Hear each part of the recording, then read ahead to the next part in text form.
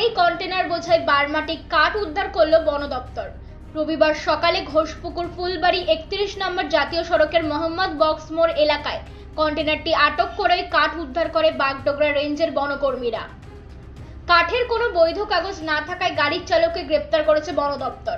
গাড়ির চালকের নাম ওয়াসিম খান, ধৃত চালক হরিয়ানার বাসিন্দা। বাগডোগরা বন বিভাগের রেঞ্জার সোনাম ভুটিয়া জানান, তাদের কাছে গোপন সূত্রে খবর আসে একটি কন্টেনার করে বারমাটি কাঠ পাচারের উদ্দেশ্যে নিয়ে যাওয়া হচ্ছে। সেই অনুযায়ী তারা শিলিগুড়ি মহকুমার ঘোষপুকুর ফুলবাড়ি 31 নম্বর জাতীয় সড়কের মোহাম্মদ বক্স মোড় এলাকায় নাকা চেকিং করেন। নাকা চেকিং করার সময় একটি কন্টেনার আটক করা হয়। চালকের কাছে বৈধ কাগজ দেখতে চাইলে তা দেখাতে পারেনি। এই কাঠ অরুণাচল থেকে বিহারের উদ্দেশ্যে নিয়ে যাওয়া হচ্ছিল।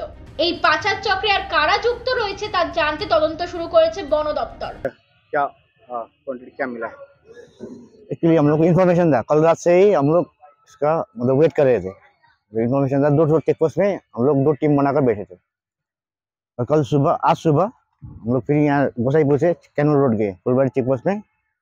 वहाँ पर गाड़ी ऐसा वहाँ पर डिजाइन करके मतलब इस गाड़ी को सीज करके यहाँ पर अभी टाइपो बीट में लाकर तो अनलोड कर रहे हैं। अभी कितना क्वांटिटी है वो तो अभी थोड़ा काउंटिंग करके मेजरमेंट करके बता पाएंगे। तो सर ये बता दीजिए, ये गाड़ी कहाँ का है और कहाँ जा रहा था? ये गाड़ी आपका आसाम से आ रहा था और ड्राइवर के मुताबिक मुंबई जा रहा था। मुंबई जा रहा जी मुंबई जा रहा है। है। सर आपका नाम और परिचय? मेरा नाम भावेश छेत्री है, मैं बेंगलुरु बीट और गोसाईपुर चेकपोस्ट का बीट ऑफिसर हूँ बागडोगरा रेंज। আজকে কি গাড়ি ধরলেন? এটা নর্থ ইস্ট থেকে মেনল্যান্ড ইন্ডিয়া দিকে যাচ্ছিল একটা ইলিগাল কনসাইনমেন্ট টিম্বার বার্মাটিক, যেটা আমরা জেনারেলি বলি, ওটা এখানে ধরা পড়েছে আর একজন লোক আটক করা আছে। এটা ক্যানাল রোড চেকপোস্টে আটক করা হয়েছে। কটার দিকে অভিযান চালিয়েছিল? এটা মোটামুটি সকালবেলা 8:30 9টার দিকে। এটা কোথায় যাচ্ছে?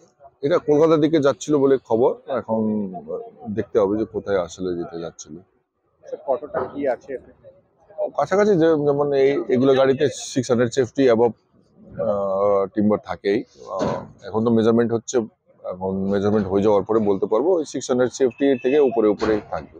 শিলিগুড়ি থেকে পার্থ প্রতিম দাসের report, U Bangla TV. U Bangla TV, হৃদয় ছুঁয়ে যায়।